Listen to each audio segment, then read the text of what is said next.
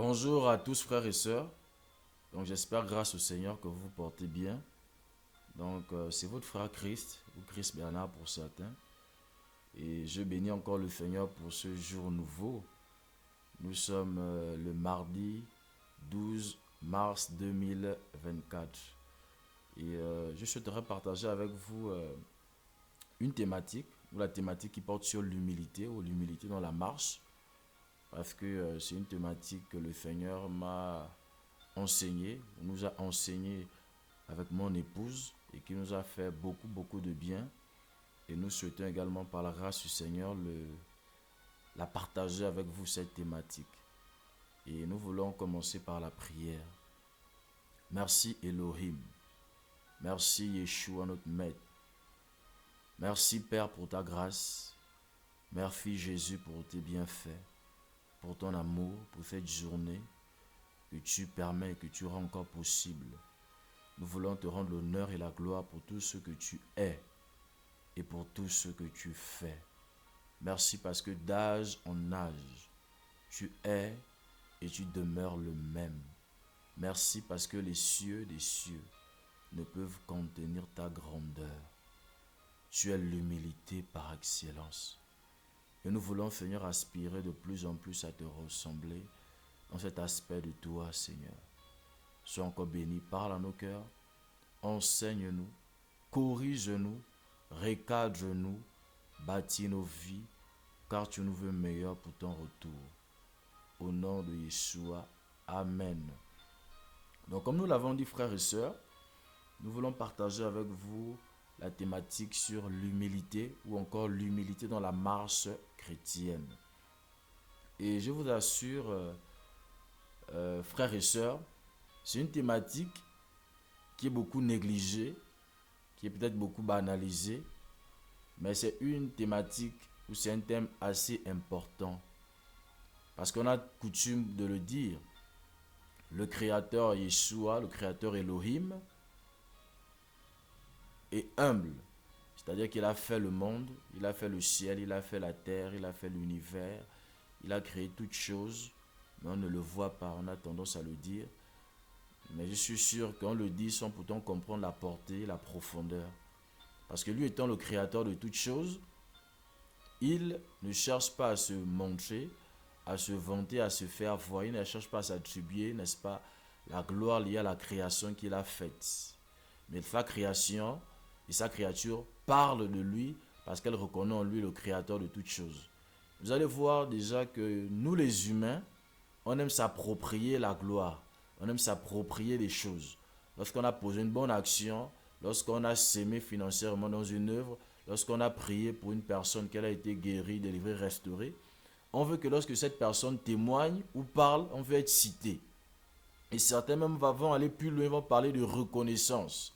Et souvent la reconnaissance qu'on cherche, ce n'est pas tant la reconnaissance pure, mais c'est le fait de se mettre en avant parce qu'on aime qu'on parle de nous, on aime se mettre en avant, on aime se présenter.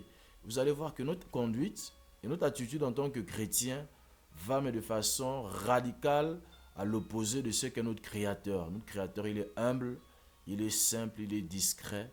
Il n'aime pas tirer les projecteurs sur lui. Il n'aime pas se vanter, se montrer ou se faire voir. Alors le passage de base que nous allons prendre, c'est Matthieu, chapitre 11. On va lire à partir du verset 28. Et c'est le Seigneur qui parle. Il va dire, venez à moi, vous tous qui êtes fatigués et chargés, et je vous donnerai du repos.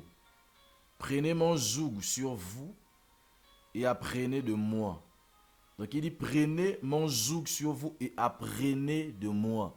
Frères et sœurs, il est important pour nous en tant qu'enfants d'Elohim, en tant qu'enfants de Dieu, en tant qu'enfants de Yeshua, que nous apprenions de lui.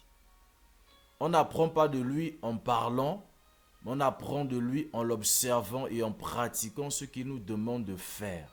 Donc il dit, prenez mon joug sur vous et apprenez de moi, car je suis doux et humble de cœur. Frère, l'accent est mis sur l'humilité de cœur. Parce qu'effectivement, on sait que nous sommes dans une génération où nous jouons beaucoup de rôles, nous portons des masques. Nous jouons des rôles par la façon de nous vêtir, par la façon de parler, par la façon de marcher, mais nos cœurs sont remplis, mais alors là remplis d'orgueil.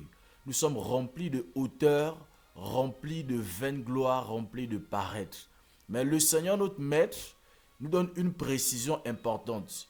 1, nous devons apprendre de lui. 2, il nous dit que ce que nous devons apprendre de lui, c'est son humilité. Mais son humilité n'est pas une humilité d'apparence, une humilité liée au langage, mais son humilité est une humilité de cœur. C'est-à-dire que lorsqu'on ouvre le cœur de Yehoshua, notre Maître, de Jésus, on ne va pas retrouver l'arrogance, on ne va pas retrouver la vaine gloire, la jalousie, l'envie, la concurrence, le désir d'être le seul à être vu, être connu, être approuvé, être apprécié des hommes. Mais nous, souvent, nous pouvons avoir une attitude humble, mais dans nos cœurs, nous nous vantons tellement, nous sommes tellement orgueilleux. Donc on apprend ici une chose, que le Seigneur Yehoshua, notre Maître, il dit qu'il est doux, il est humble de cœur. Donc, le premier aspect que nous voulons développer ensemble, c'est l'humilité de cœur. L'humilité de cœur est cette attitude intérieure qui nous pousse premièrement à dépendre du Seigneur, mais l'humilité est également cette attitude de cœur qui nous pousse à diminuer, à descendre, à ne pas chercher à nous mettre en avant. Celui qui est humble de cœur ne s'appuie pas sur son intelligence, sur sa capacité, sur son expérience. Celui qui est humble de cœur ne va pas parler en disant « Je peux le faire, je connais le faire, je l'ai déjà fait à plusieurs reprises, je sais comment ça fonctionne, je suis capable, je connais ». Quelqu'un qui est humble de cœur, nous n'allons pas retrouver en lui ses expressions. Parce qu'il connaît, il est conscient que sa force, sa capacité lui viennent de là-haut. Quelqu'un qui est humble de cœur ne va pas penser que ce qu'il vit est le résultat de sa vie de prière, sa vie de méditation, sa vie de jeûne, sa vie de sainteté, sa vie de rigueur et de discipline. Celui qui est humble de cœur va d'abord commencer par comprendre que sa capacité lui vient du Seigneur. Donc même la capacité qu'il a pour prier, pour méditer, pour jeûner, pour ne pas tomber dans le péché, pour se sanctifier, se consacrer, il va comprendre que cette capacité même lui vient d'abord du Seigneur. Donc une personne humble de cœur est une personne qui est pauvre en esprit, est une personne qui dépend entièrement et totalement du Seigneur.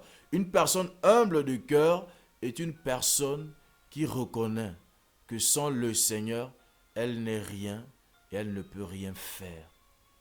Et vous savez, dans l'évangile de Jean, le Seigneur Yeshua va nous le prouver. Il va dire à ceux qui l'entendaient, ceux qui l'écoutaient, qu'il fait ce qu'il voit le Père faire, qu'il ne fait rien de lui-même. Étant Elohim fait chair, il disait quand même dans ses propos que tout ce qu'il fait, c'est ce qu'il a vu, qu'il voit le Père faire. Et que il ne faisait rien de lui-même ou par lui-même. Une personne humble de cœur ne fait rien d'elle-même, ne se recommande pas elle-même, ne cherche pas à attirer les regards sur elle. Une personne humble de cœur reconnaît que tout ce qu'elle a, que tout ce qu'elle est, que tout ce qu'elle possède est le fruit de la grâce du Seigneur. Que ce soit l'emploi qu'elle a, que ce soit les finances, que ce soit les dons spirituels ou les dons naturels, que ce soit la capacité à bien s'exprimer, la capacité de faire quoi que ce soit, elle reconnaît que toute sa capacité lui vient du Seigneur. C'est ça l'humilité de cœur. Mais vous allez voir, frère, dans nos propos, dans nos langages, vous allez retrouver « Ah frère, je l'expérience. Ah frère, je sais ce que je te dis. Ah frère, je connais. » Ça, c'est un langage d'arrogance. C'est un langage d'arrogance. Et généralement, on a l'impression que ce que nous sommes, nous le sommes par nos forces et par nos capacités. Frère, non, c'est faux. Tout ce que nous sommes, que ce soit sur le plan spirituel, sur le plan social, sur le plan matériel, sur le plan humain, financier, peu importe le domaine dans lequel on excelle, frère, nous sommes le produit de la grâce d'Élohim, de la grâce de Dieu, de la grâce divine. Donc, c'est la première information que nous devons retenir. Et on va regarder une légère définition de l'humilité. Donc l'humilité, on nous le définit comme étant un sentiment de sa propre insuffisance. C'est fort. On dit que l'humilité, c'est le sentiment de sa propre insuffisance. Donc quelqu'un qui est humble est conscient qu'il est incapable, qu'il est insuffisant, que sans le Seigneur, il ne peut rien faire. Comme le Seigneur l'a dit dans l'évangile de Jean chapitre 15. Il dit, sans moi, vous ne pouvez rien faire. Oh frère, c'est fort. Donc on apprend que l'humilité est un sentiment de sa propre insuffisance. Pas par rapport à autrui.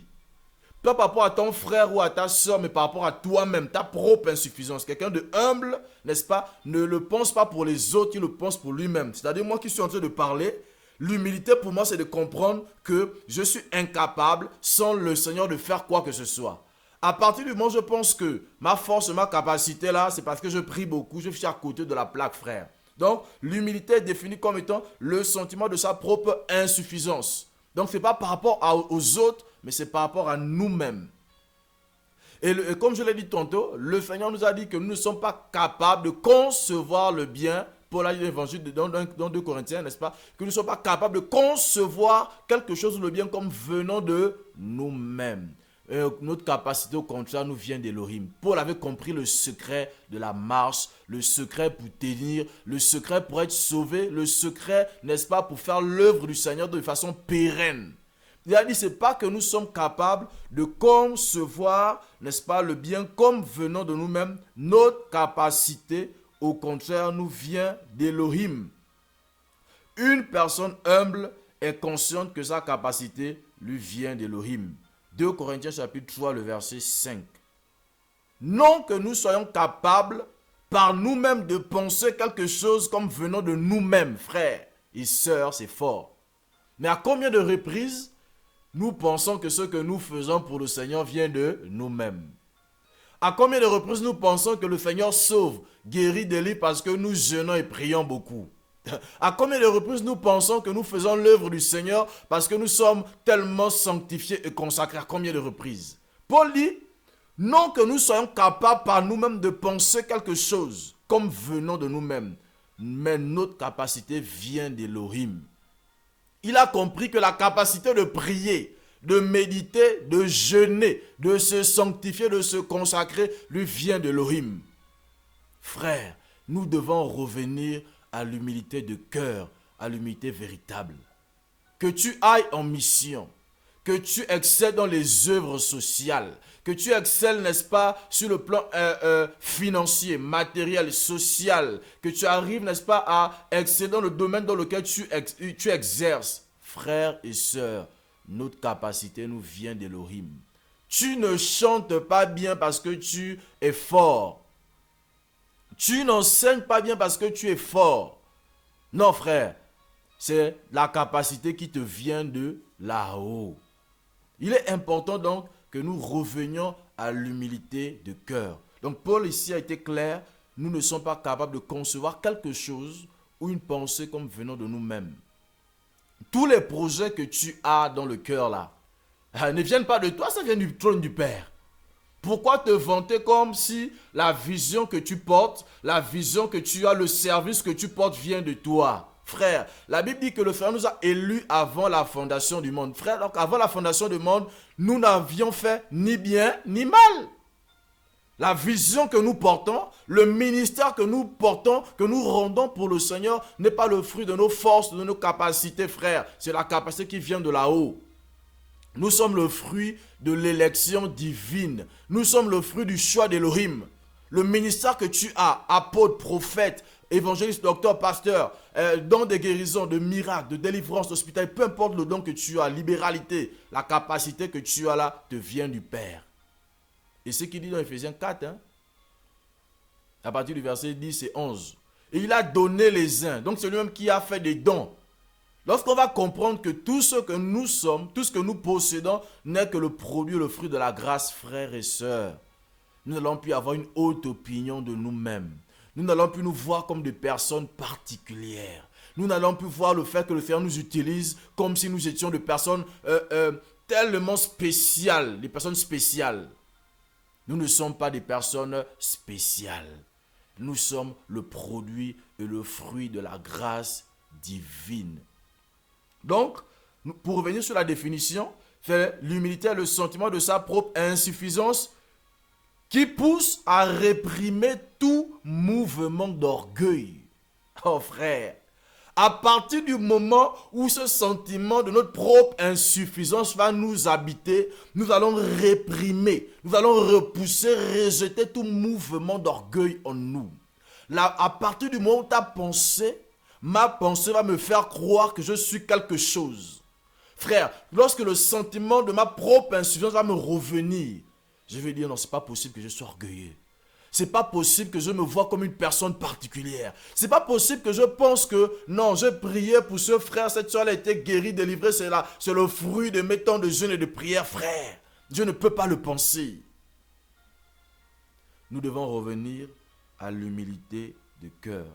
Et aussi sur le plan littéraire, on nous apprend que l'humilité c'est un caractère de modestie, la modestie. Et la modestie également s'exprime dans le langage, dans la conduite, dans la façon de faire.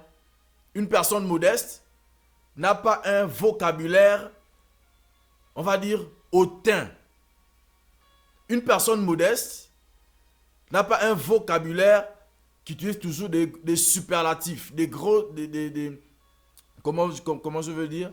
Une personne humble, autant pour moi, n'a pas un langage hautain, n'a pas un langage fier, n'a pas un langage d'autosuffisance, d'autosatisfaction.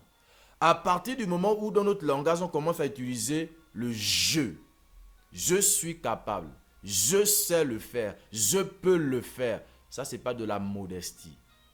La modestie, c'est comme la Bible dit dans Jacques, que lorsqu'on émet même un projet, nous n'allons pas parler comme si, on va dire, j'irai là-bas, je ferai ceci, je ferai cela. Celui qui est modeste n'a pas une assurance en lui-même, mais son assurance, il la met dans le Seigneur. Il n'est pas capable à ses propres yeux, il n'est pas sage ou intelligent à ses propres yeux, n'est-ce pas? Mais il fait confiance au Seigneur. Une personne modeste s'appuie et se repose sur le Seigneur. Et frère, regardons le ministère que Paul a eu. En toute humilité, lui-même, il a dit dans 1 Corinthiens 15 que j'ai travaillé plus que tous, toutefois pas moi, mais la grâce. On est d'accord que sur un plan humain, le travail que Paul a battu était énorme. Et donc, toutes les générations, depuis Paul jusqu'à maintenant, il n'y a pas encore un homme qui a travaillé autant que lui. Le trois quarts des écrits, n'est-ce pas, du Nouveau Testament, n'est-ce pas, sont écrites, le trois quarts des épîtres sont écrites par Paul. C'est l'un des plus grands écrivains de la Bible. Le Seigneur l'a confié une grande sagesse et intelligence pour poser les bases et les fondements qui nous servent aujourd'hui. Mais même ceux derniers, en son temps déjà, il disait, frère, nous ne sommes pas capables de concevoir quelque chose comme venant de nous-mêmes. Mais notre capacité nous vient d'Élohim. Donc frère, il est important que nous revenions à l'humilité de cœur. Nous allons évoluer. Alors, il est important dans la marche, on a développé un tout petit peu sur l'humilité de cœur, mais il est important que nous développions l'humilité à plusieurs niveaux. Donc on a vu que la première humilité que nous devons manifester, c'est l'humilité, frères et sœurs, du cœur. Amen. Et on a pu définir ce qu'est l'humilité. Mais il est important pour tout chrétien, parce que malheureusement dans le christianisme actuel, il y a un conflit générationnel. Par la grâce du Seigneur, je côtoie le milieu chrétien depuis les années 2000 à peine. 2000, par la grâce du Seigneur, au niveau de ma famille, la première fois que mes parents ont ouvert une assemblée de maison, nous étions dans les années 98-99. Donc je côtoie le milieu chrétien suffisamment depuis plusieurs années. Et par la grâce du Seigneur, le Seigneur me fait la grâce d'être dans la foi, quasiment ça fait 20 ans. Et je veux dire que depuis autant d'années, le Seigneur m'a permis de faire plusieurs observations. Plusieurs observations. Et c'est sur la base de ces observations que je vais également nous encourager autant que nous sommes. Et parmi ces observations, vous allez voir qu'il y a un écart dans le respect des aînés et des pères dans la foi. Alors comment cela se manifeste-t-il en milieu jeune? Cela se manifeste par le fait que nous n'avons pas encore vécu certaines choses. Tu es jeune prédicateur, tu es jeune enseignant, tu es jeune, peut-être tu exerces dans le chant, peu importe la grâce, le domaine dans lequel tu excelles. Tu as 5 ans, 10 ans, 15 ans de vie chrétienne ou même 20 ans de vie chrétienne, quasi comme moi par exemple. Mais on va se rendre compte qu'il y a des personnes qui ont 30 ans, 40 ans, 50 ans de service ou de marche avec le Seigneur. Parce que ces personnes vont commettre des erreurs, vont manifester des manquements. Un jeune prédicateur qui n'a pas encore une grande expérience va se permettre de pointer du doigt à cette personne, à la dénigrer, à la mépriser. Donc, la deuxième humilité sur laquelle je voudrais nous encourager, c'est l'humilité par rapport aux pères et aux aînés dans la foi. C'est important. Tu n'as pas encore vécu certaines choses, certaines expériences. Ce monsieur les a vécues avant toi. Je vais prendre un exemple simple et banal. Nous prenons un exemple d'un père dans la foi ou d'un prédicateur qui a 50 ans de ministère et de vie chrétienne. Il est peut-être sorti du droit chemin à sa 40e année de vie chrétienne. Mais toi en âge, tu n'as même pas encore 40 ans. Dans le cas de la foi, tu n'as même pas encore 10 ans de vie chrétienne, mais tu vas te permettre dans tes propos de citer cette personne, de la mépriser, de la dénigrer, alors que tu n'as même pas encore, dans le cas de la foi, fait le quart de son parcours. L'humilité, c'est de se dire, Seigneur, ce monsieur, cette dame a 50 ans de ministère. Il ou elle s'est peut-être égaré à la 40e année. Je ne suis qu'à ma 5e année de ministère. Je ne connais pas mon sort demain. Ça veut dire que le parcours que cette personne a, tu ne l'as pas. Donc, ça veut dire que les expériences qu'elle a vécues, la gloire qu'elle a vécue, les erreurs, les manquements qu'elle a vécus, tu ne les as pas encore vécus. Attends de passer par là et tu pourras mieux parler. Et nous avons la manie aussi dans la marche d'imiter certains pères, certaines personnes qui peut-être travaillent dans le cadre de la dénonciation. Ça, c'est leur appel. Non seulement c'est leur appel, mais eux également, ils ont déjà un certain vécu, une certaine expérience. L'humilité, c'est de se dire, je ne suis pas encore passé par un chemin, je ne vais pas m'aventurer parce que la personne qui est passée par là a chuté. Je ne sais pas si demain, lorsque je passerai par là, je vais chuter. Ta notoriété s'arrête dans ton assemblée locale. Ta notoriété s'arrête dans ton église de maison, par exemple. Ta notoriété s'arrête dans ton quartier. Ta notoriété s'arrête dans ta ville ou peut-être dans ton pays. Tu ne sais par exemple pas c'est quoi avoir une autorité mondiale, sous-régionale. Et ces personnes qui ont cette notoriété n'ont peut-être pas veillé, elles ont chuté. Mais toi, tu n'as pas encore cette notoriété. Mais tu vas te permettre de pointer du doigt à ces personnes alors que tu n'es pas passé par là, fait de l'orgueil. L'humilité, c'est de se dire, je ne suis pas passé par un chemin, je n'ai pas encore expérimenté un certain niveau de gloire. Je n'ai pas encore expérimenté, n'est-ce pas, une certaine dimension. Je n'ai pas encore un certain vécu dans la marche que je ne m'adresse pas à ces géants dans l'esprit. Qui, même si elles se sont égarées aujourd'hui, je n'ai pas encore atteint le 1/4 de ce qu'elles ont fait. Je n'ai pas encore souffert comme elles ont souffert pour le Seigneur. Je n'ai pas prié comme elles ont déjà pu prier dans leur marche. Je n'ai pas pu, n'est-ce pas, expérimenter les miracles, les guérisons qu'elles ont expérimentés. Frère, il nous arrive de temps en temps, parce que le Seigneur parfois se sert de nous à un faible niveau, de prendre la grosse tête, de parfois avoir des sentiments de hauteur.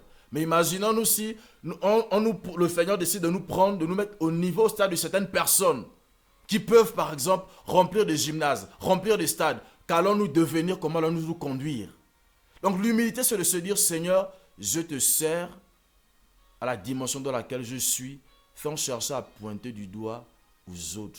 Parce qu'elles n'ont peut-être pas veillé, mais jusqu'au stade où je me trouve, je n'ai pas encore vécu ce qu'elles ont vécu. Tu ne sais pas c'est quoi se te retrouver face aux femmes sans chuter, par exemple, ou aux hommes pour les femmes. Tu ne sais pas c'est quoi te retrouver devant de grosses sommes d'argent et tenir ferme. Ces personnes sont passées par là, elles ont tenu, et peut-être après un moment donné, elles ont cédé. Mais attends de passer par là pour mieux en juger. Donc l'humilité, c'est de se dire, je ne me compare pas aux autres. Ma marche, je ne la vis pas par rapport aux autres, je la vis par rapport à moi-même, personnellement. Parce que Paul aussi également l'a dit dans ses épîtres, que chacun se glorifie non par rapport aux autres, mais par rapport à son propre travail dans le Seigneur. Mais je constate malheureusement depuis toutes ces années dans le milieu chrétien, il y a un esprit de guerre, un esprit de concurrence, un esprit de compétition. Et souvent lorsque nous posons des actes, nous ne les posons pas par rapport à nous-mêmes, mais par rapport aux autres. Donc il est important également dans la marche de faire preuve d'humilité par rapport aux pères et aux aînés. Que ces pères et ces aînés soient toujours dans la foi, ou qu'ils se soient égarés, nous devons faire preuve d'humilité. Pourquoi? Parce que nous n'avons pas encore atteint leur parcours dans la marche. C'est un message qui s'adresse à toutes les catégories de chrétiens. À toutes les catégories de chrétiens. Si tu t'es déjà retrouvé une fois en train de pointer du doigt à un père, à un aîné dans la marche, dans la foi, qui a 50 ans de parcours, qui a 40 ans de parcours, qui a 30 ans de parcours, alors que tu n'as même pas encore fait le quart de son parcours, ressaisis-toi et focalise-toi sur ta vie chrétienne, sur ton salut, sur ce que le Seigneur te demande de faire. La dénonciation, ce n'est pas également le fait de manquer de respect aux pères et aux aînés. La dénonciation, ce n'est pas le fait de tirer à tout bout de champ. Et lorsque le Seigneur nous enseignait avec mon épouse sur l'humilité, il nous a pris le cas de Pierre et de Paul. Donc Galates 2. Où Paul a pu reprendre Pierre. Vous allez voir, lorsque vous allez lire les Écritures, que Paul et Pierre étaient, on va dire, au-delà du fait que Paul ait marché avec le Messie durant 3 ans, Paul et Pierre étaient quasi des contemporains dans la foi. Pierre n'avait pas forcément 5 ans de plus d'années dans la foi que Paul. Et deuxième chose que le Seigneur nous permettait également de comprendre, c'est que vous allez voir que lorsque la scène a eu lieu, il y avait plusieurs personnes. Il y avait certainement de nouveaux convertis, il y avait certainement plusieurs personnes qui étaient là. Vous allez voir que ces personnes ne sont pas permises de répondre Pierre autant pour moi. Il a fallu que ce soit Paul qui le fasse. Pourquoi? Parce que déjà lui-même, par rapport à la marche, il avait un certain vécu, il avait une certaine expérience. Qu'est-ce qu'on doit retenir? Tu n'as pas encore une certaine expérience. Tu n'as pas encore un certain vécu, un certain parcours dans la marche. Tu ne peux pas te permettre de venir reprendre, que ce soit sur les réseaux, que ce soit même en assemblée locale, un père ou un aîné dans la foi. C'est un manque de respect. C'est un manque de respect. L'humilité, c'est de reconnaître les principes spirituels. Dans le royaume, il y a des pères, il y a des aînés, il y a des pères, il y a des mères, il y a des aînés dans la marche. Un père et un aîné, lui peut avoir aussi, parce qu'il est dans la marche depuis 20 ans, 30 ans, 40 ans, il peut avoir 50 ans en âge. Mais un père et un aîné peut également être un jeune qui a peut-être 30, 40 ans, qui est dans la trentaine, dans la quarantaine, même dans la vingtaine. Il suffit que ceux d'années soient dans la marche depuis autant d'années et un parcours, un vécu. Donc il est important d'avoir ces principes dans l'esprit. Le principe des pères et des aînés, l'humilité par rapport aux pères et aux aînés. Tu peux être jeune, tu peux être dans la trentaine, tu peux avoir 33, 34, 35 ans, n'est-ce pas? Mais c'est pas parce que tu as 30 ans, 35 ou 40 ans que quelqu'un de la même génération que toi doit te mépriser parce qu'il n'a pas peut-être ton vécu, il n'a pas ton parcours dans la marche. Donc, premier type d'humilité, l'humilité de cœur. Deuxième type d'humilité, humilité par rapport aux pères et aux aînés. Je le précise bien, frères et sœurs. Cette humilité doit se manifester avec tous les pères et tous les aînés dans la foi. Qu'ils soient dans la foi ou pas, il ne faut pas mépriser un père et un aîné. Pourquoi? Parce que le fait pour toi de mépriser, de mal parler d'un père ou d'un aîné, bien qu'il se soit égaré, t'expose parce que tu n'as pas encore son parcours et son vécu. Et qu'est-ce que la Bible nous dit concernant par exemple Michaël? Que Michaël, lorsqu'il a disputé le corps de Moïse, il n'a pas utilisé il n'a pas utilisé un langage ou des propos injuriés vis-à-vis de Satan.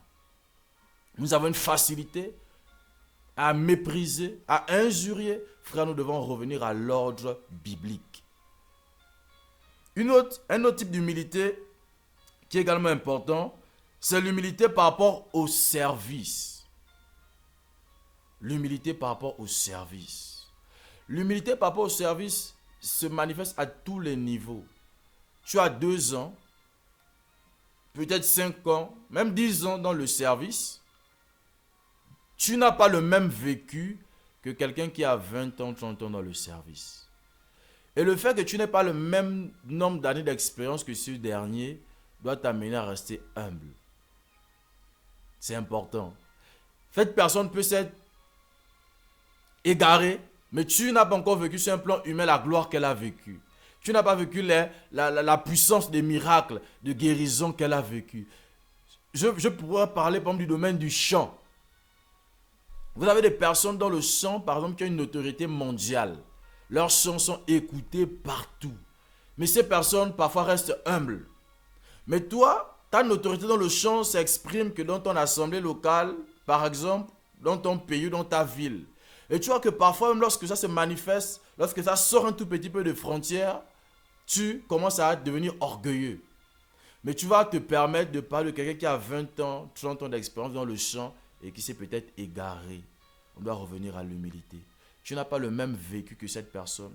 Tu ne sais pas ce qui a poussé cette personne à se garer. On doit veiller. Et quelque chose que le Seigneur nous disait, nous enseignait, c'est également le fait que toutes les personnes aujourd'hui qui peuvent être à côté n'ont pas commencé en étant fausses. Il y avait des personnes mieux et même plus que nous qui aimaient le Seigneur, qui craignaient le Seigneur, qui avaient de cœur pour le Seigneur, qui ne voulaient voir que le Seigneur. Mes frères, nous sommes dans un monde où, lorsque tu ne veilles pas, tu peux sortir du droit chemin. Et certainement beaucoup parfois sortent du droit chemin.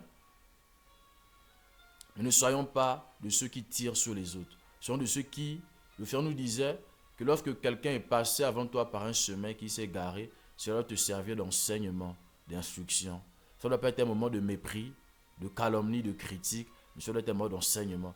Parce que si ce dernier a bien commencé, il s'est garé à sa 30e, 40e année dans la foi, toi tu n'as que 10 ans, 15 ans, 20 ans, tu as encore du chemin, et sa vie doit plutôt te servir d'exemple.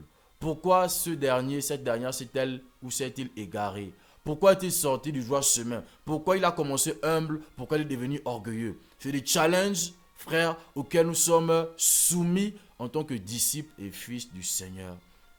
Donc il est également important, n'est-ce pas, de faire preuve d'humilité par rapport au service. On va prendre quelques passages avant de poursuivre. On va prendre Colossiens chapitre 3, verset 12. La Bible dit, ainsi donc, comme des élus d'Élohim, saints et bien-aimés, revêtez-vous des entrailles de miséricorde, de bénignité, d'humilité, de douceur et de patience. Paul ici nous encourage à nous revêtir d'entrailles d'humilité. On sait que les entrailles nous parlent de la profondeur de l'humain, de ce qui est interne, de ce qui est intérieur. Donc on doit se revêtir d'entrailles d'humilité. Notre être intérieur doit être rempli d'humilité. L'humilité, c'est également le fait de savoir écouter. L'humilité, c'est le fait de savoir reconnaître parfois ses erreurs et son tort. L'humilité, c'est le fait de savoir qu'on ne sait pas tout, on ne connaît pas tout, qu'on peut se tromper. L'humilité, n'est-ce pas, c'est le fait de se dire, Seigneur, je ne suis qu'un humain, je suis mortel. Je peux me tromper, je peux faire des erreurs, je peux mal faire. Frère, quelqu'un d'humble et quelqu'un qui sait reconnaître ses erreurs. Quelqu'un d'humble et quelqu'un qui est parfois aussi prompt à écouter, lent à parler.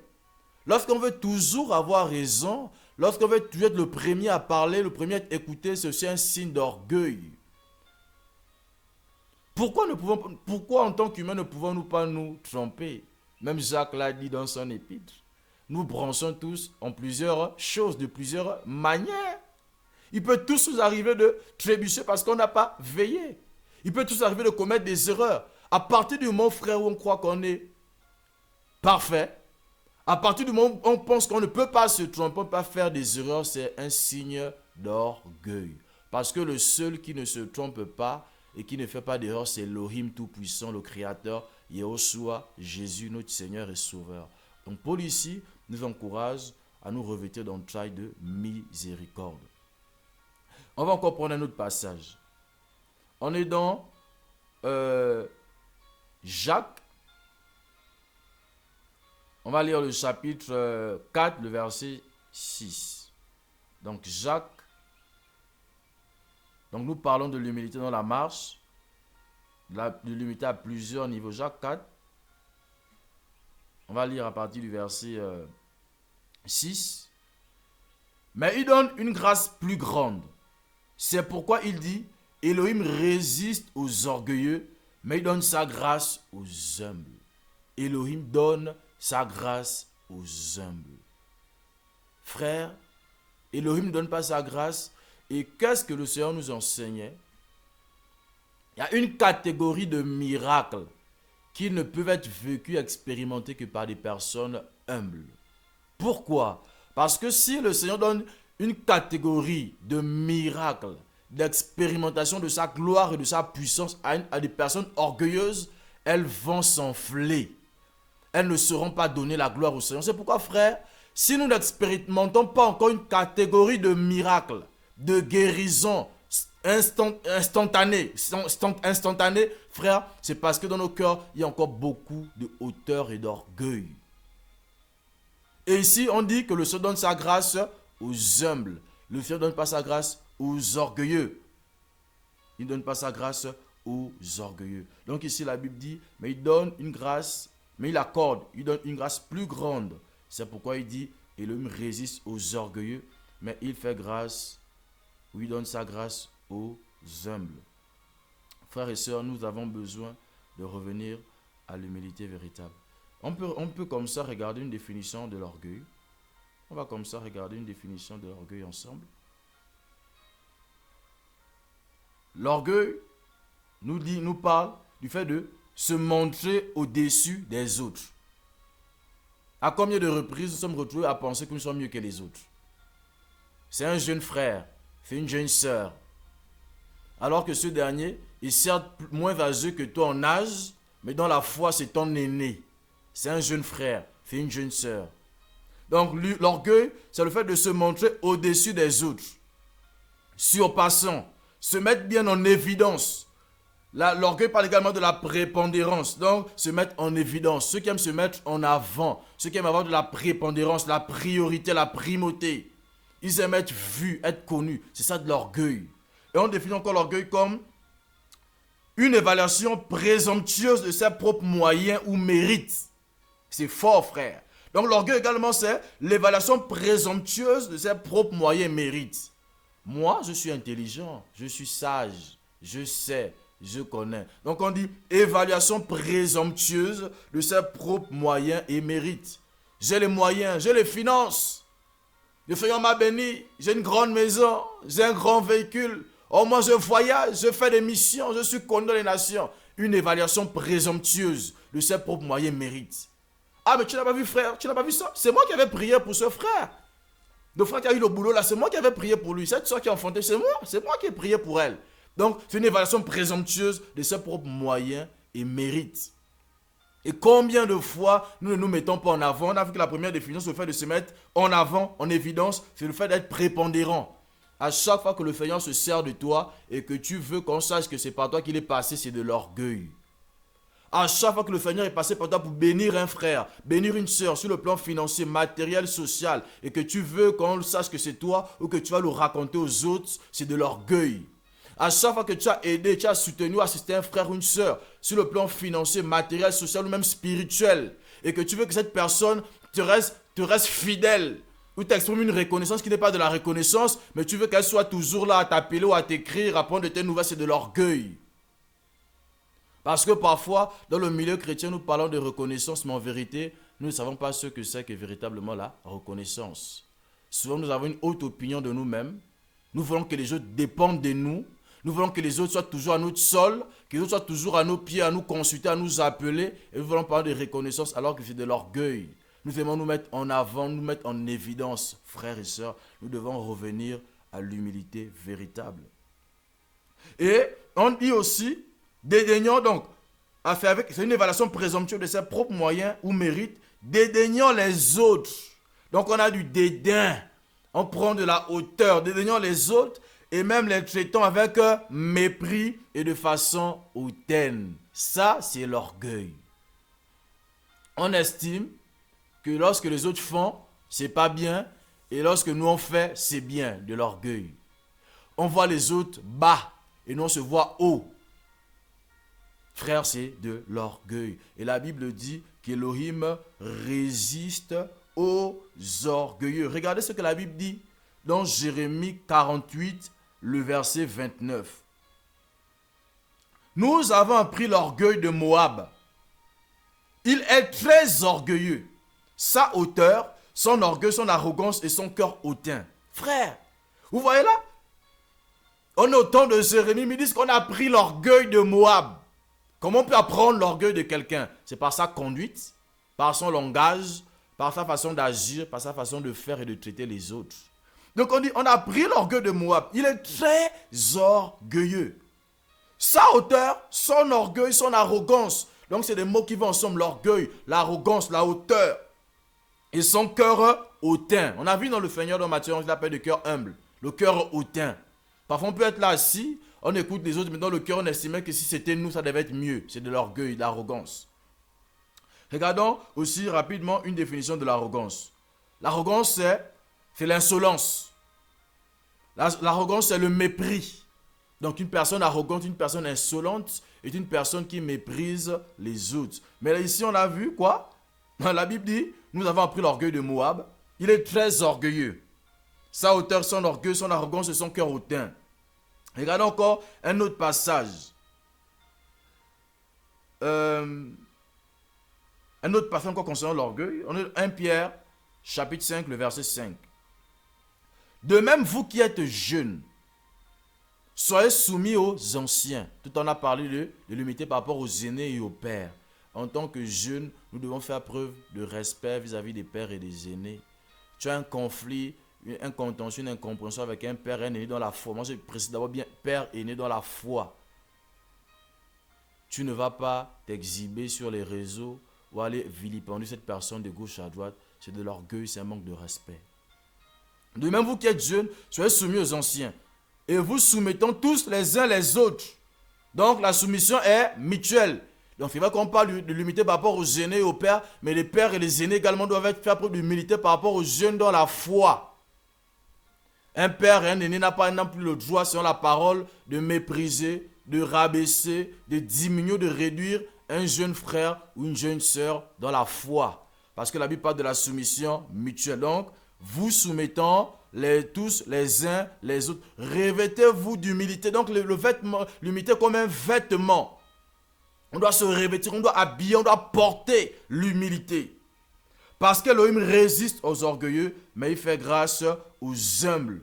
Oui, frères et sœurs, nous devons faire preuve d'humilité. Parce qu'Élohim résiste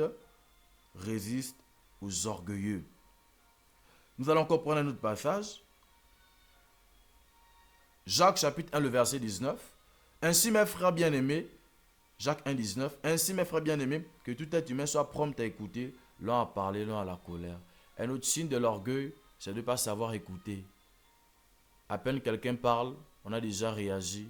C'est un signe également de l'orgueil. Frères, nous avons besoin de revenir à l'humilité véritable. Regardez ce que la Bible dit dans Michée 6, le verset 8. Michée 6, 8. Humain, il t'a fait connaître ce qui est bon et ce que Yahweh exige de toi. Que tu fasses ce qui est juste, que tu aimes la miséricorde et que tu marches en toute humilité avec ton Elohim. Que tu marches en toute humilité avec ton Elohim. Donc l'humilité, on a vu l'humilité de cœur, l'humilité par rapport au Père, aux aînés, l'humilité par rapport au service, mais on a également besoin d'humilité par rapport à la foi. On a déjà développé.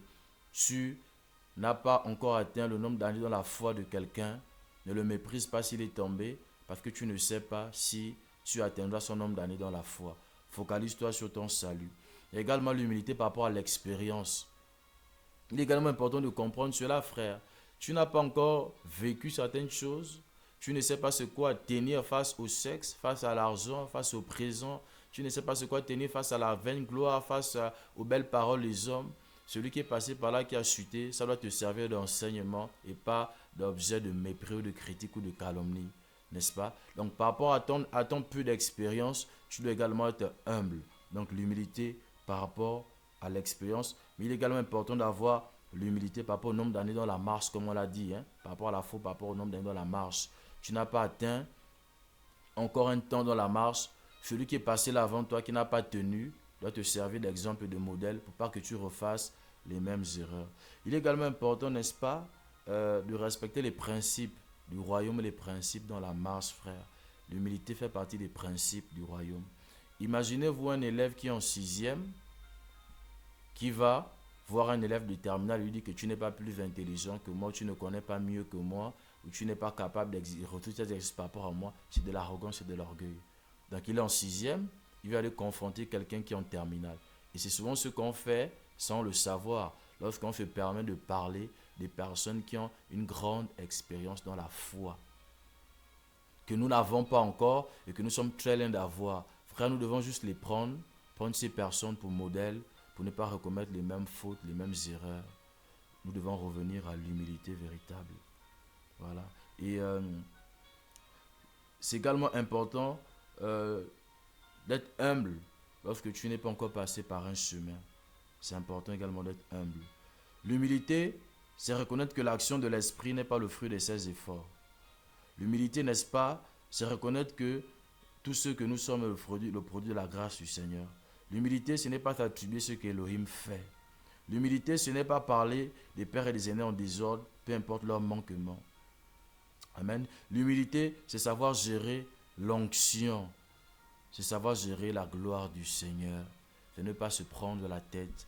Ce n'est pas se voir comme des personnes particulières. Oui, lorsque le Seigneur se sert des personnes, ça attire les regards, ça attire de l'admiration. Mais l'humilité, c'est également savoir gérer ça. L'humilité, c'est savoir reconnaître, comme on a dit, ses erreurs, ses manquements. Et l'humilité, n'est-ce pas, c'est savoir également écouter. Voilà. Mais on a vu également que l'orgueil, ça avoir une haute estime de soi. L'orgueil, c'est également, n'est-ce pas, avoir une haute opinion de soi. Celui qui est orgueilleux aura toujours une opinion et un avis pour tout. L'orgueilleux a toujours un mot à dire, il a toujours un commentaire à donner sur ce que les autres font.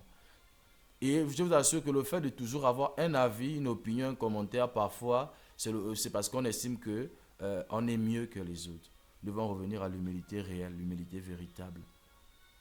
L'humilité ne s'adresse pas aux nouveaux convertis uniquement. L'humilité s'adresse à tous les chrétiens. Que tu aies 5 ans, 10 ans, 15 ans, 20 ans, 30 ans dans la foi, l'humilité s'adresse à tous les humains sans exception. C'est important que nous soyons humbles, comme le Père Céleste est humble. L'humilité, n'est-ce pas, nous devons la manifester dans notre vie de tous les jours. L'humilité est également un bouclier. Regardez, on va encore prendre quelques passages. Psaume chapitre 138, le verset 6. Psaume 138, le verset 6. Car Yahweh est haut et élevé, il voit les humbles, il reconnaît de loin les orgueilleux. Frère, on apprend que Yahweh est haut et élevé, il est très haut et élevé, et il voit les humbles. Donc son regard est posé sur les personnes humbles. L'humilité, c'est également la simplicité. L'humilité, c'est également la discrétion. L'humilité, c'est également le fait de savoir descendre, de savoir s'effacer. N'est-ce pas? Et on voit ici que Yahweh, bien qu'il soit élevé, assis sur son trône qui est très élevé, il fait voir les hommes. Et on dit que les orgueilleux, il les reconnaît de loin. C'est grave. Même Yahweh reconnaît les orgueilleux de loin. Par la démarche, on peut reconnaître un orgueilleux. Par la façon de se vêtir, bien que l'habit ne fasse pas toujours le moine, on peut reconnaître un orgueilleux. Par le langage, par la conduite, par la façon de faire. Frère, le Seigneur est tellement pressé d'agir, préfère de travailler, mais comme il nous l'a dit lorsqu'il nous a enseigné sur l'humilité, il y a une catégorie de miracles et de signes qui ne sont vécus que par des personnes humbles et simples. Parce qu'il est conscient que ces personnes ne vont pas se prendre la gloire du Seigneur, ne vont pas se mettre sur un trône élevé. Donc nous devons revenir à l'humilité véritable. Revenir à l'humilité véritable. Et C'est important, frères et sœurs. Celui qui est orgueilleux n'accepte pas les réprimandes. On ne peut jamais te reprendre. C'est un signe d'orgueil. Lorsqu'on te reprend, tu as toujours un mot à dire. C'est un signe de l'orgueil. L'orgueilleux est en permanence dans les jalousies, dans les envies, dans les concurrences. Il ne se réjouit pas pour les autres. Parce que pour l'orgueilleux, le Seigneur ne doit pas se servir des autres. Mais celui qui est humble apprend à se réjouir pour les autres. Dans la Bible, on a vu Paul a rendu témoignage de plusieurs personnes, tout comme Pierre a rendu témoignage de Paul. Celui qui est humble sait rendre témoignage des autres, de ses frères et de ses sœurs dans la foi. Il ne focalise pas tout sur sa personne. Celui qui est orgueilleux, pour lui, est le seul qui sait bien faire, les autres ne font pas bien. Il est prompt, l'orgueilleux est prompt à la critique, à la calomnie, à la médisance. Mais celui qui est humble, n'est-ce pas? Même lorsque les gens font mal, il sait les reprendre avec beaucoup de douceur, beaucoup d'amour. Nous devons revenir à l'humilité véritable, frère. Revenir à l'humilité véritable. Et on va prendre un autre passage. Dans Actes chapitre 20, on va lire à partir du verset 17. Acte 20, le verset 17. Mais de Milet, il envoya appeler à Éphèse les anciens de l'assemblée. Et lorsqu'ils furent arrivés vers lui, il leur dit, « Vous savez de quelle manière je me suis toujours conduit avec vous dès le premier jour où j'ai mis le pied en Asie, servant le Seigneur en toute humilité, et avec beaucoup de larmes et de tentations qui me sont arrivées par les complots des Juifs. » Paul ici dit qu'il a servi le Seigneur en toute humilité. Nous ne devons pas servir le Seigneur dans l'orgueil, dans l'arrogance. Les capacités physiques, spirituelles que nous avons ne viennent pas de nous. Et regardez ce que Paul va dire dans 1 Corinthiens 4, le verset 7. « Car qui est-ce qui te distingue? Mais qu'as-tu que tu n'aies reçu? Et si tu l'as reçu, pourquoi te glorifies-tu comme si tu ne l'avais pas reçu? Qu'as-tu que tu n'aies reçu, frère? Nous avons tout reçu du Seigneur. C'est ça l'humilité. C'est reconnaître que nous avons tout reçu du Seigneur. La capacité de prier, de jeûner, de se sanctifier. La capacité de prier pour quelqu'un, de bien parler, de bien chanter, de bien enseigner, de bien exhorter. Cette capacité nous vient du Seigneur.